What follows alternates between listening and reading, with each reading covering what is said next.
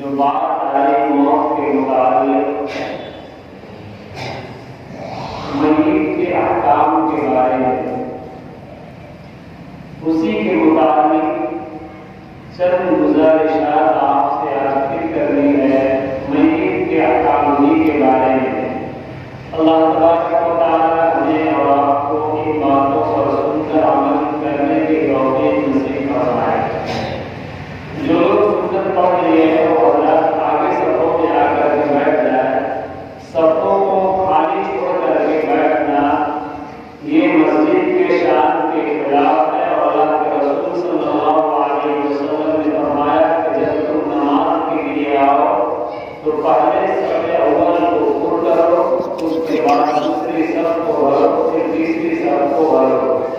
اس لیے ان باتوں کا خیال رکھیں کہ اللہ کے رسول صلی اللہ علیہ وسلم کا حکم ہے کہ مسجد میں آ کر کے انسان کس طرح بیٹھے۔ یہ ہمارے اور آپ کے گھر کی بات نہیں بلکہ جناب رسول اللہ صلی اللہ علیہ وسلم کی احادیث ہے۔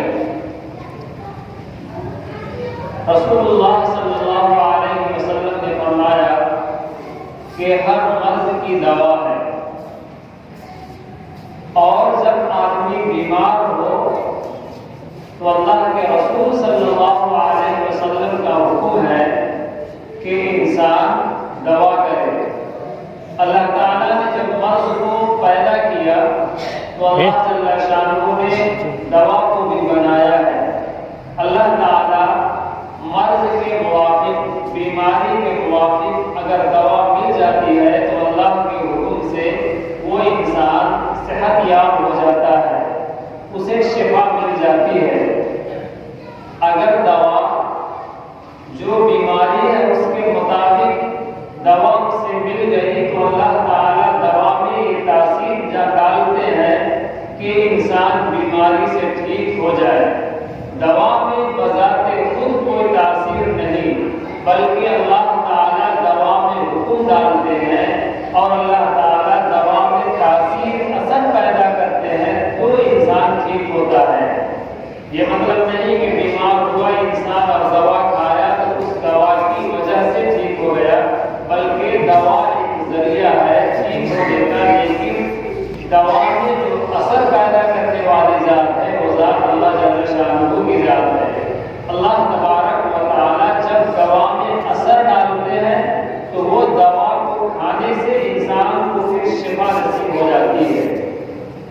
حضور پاک علیہ السلام نے فرمایا کہ انسان اگر جس وقت تندرست ہو، خوشحال ہو اور وہ انسان نعمتوں میں مبتلا ہو تو اسے چاہیے کہ نعمتوں کے زوال سے پہلے، جب خوشحالی میں وہ مبتلا ہے تو بدحالی کے آنے سے پہلے، صحت و عافیت کی نعمت میں اگر وہ ہے تو بیماری کے آنے سے پہلے اللہ کے رسول صلی اللہ علیہ وسلم نے فرمایا کہ انسان تیاری کر لے۔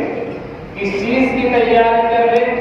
آخرت کی تیاری کر لے، کیونکہ انسان کو ایک ایسی بیماری آتی ہے جس کا نام موت ہے، اور اس بیماری سے پھر کوئی دوا نجات نہیں دیتی۔ قرآن کریم نے اسی کو فرمایا کل نفس ذائقۃ الموت، کہ ہر جاندار کو موت کا مزہ چکھنا ہے۔ تو اللہ کے رسول صلی اللہ علیہ وسلم نے فرمایا کہ بیماری کے آنے سے پہلے صحت کے زمانہ میں انسان کو چاہیے کہ اللہ تبارک و تعالیٰ کے حکموں کو حتی الامکان پورا کرنے کی کوشش کرے اور ان پر عمل کرنے کی ہر ممکن کوشش کرے۔ اس کے بعد جب انسان اگر بیمار ہو جاتا ہے اور ایسی بیماری اس پر آ جاتی ہے کہ صحت کے زمانے میں اس انسان جو نیک اعمال کرتا تھا وہ نیک اعمال کرنے کا وہ طاقت نہیں رکھتا۔